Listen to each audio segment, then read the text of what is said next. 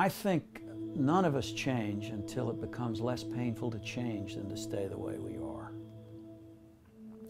4 out of 5 guys who seek help for compulsive sexual behavior do so only after receiving an ultimatum from a wife or a girlfriend. I'm one of the 4.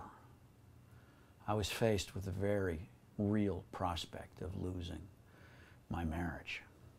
That was the only thing big enough, actually, to drive me into this terrifying place of going for help. I remember going to my my first 12-step meeting. Actually, I'd called a toll-free number. Somebody called me back, told me where a meeting was. I drove to the church, got there 15 minutes early, sat in my car while others pulled up, walked in. I couldn't find the courage to get out of my car.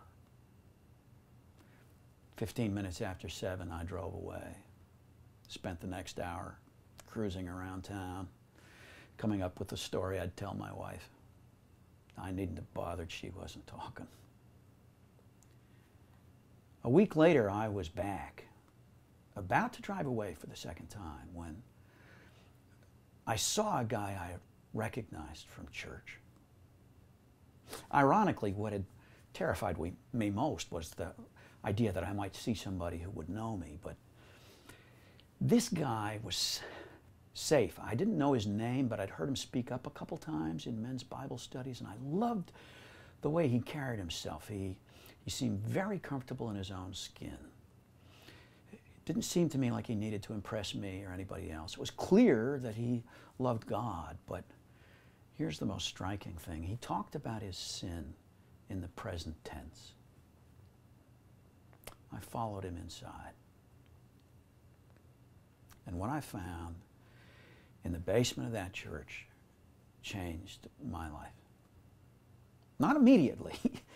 In fact, it would be more than 2 years before I actually really tasted true sexual sobriety, but it started that night. The meeting, as it turned out, was not nearly as frightening as I expected it to be.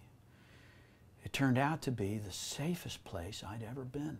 In fact, I remember leaving that church furious that I had spent a lifetime in church and had never been in a room that safe.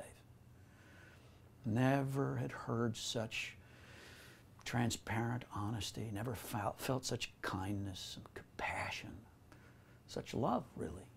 Never heard Jesus like I heard him in that room in the mouths of a bunch of Samaritans who didn't even seem to know his proper name. They kept referring to him as a higher power. I know it's tough to go to that first meeting, but it's the gateway to a new life. I only wish I'd done it 10 years earlier.